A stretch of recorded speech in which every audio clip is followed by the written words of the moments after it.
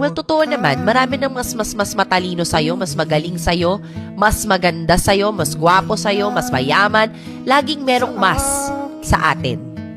But, their journey is different from yours. You have a totally different journey from these people. You can't just keep on comparing other people's journey from yours because you don't know their struggles to get to that place as well.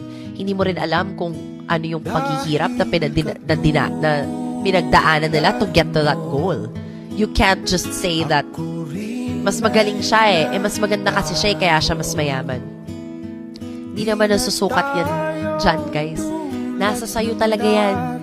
It's on you kung anong magiging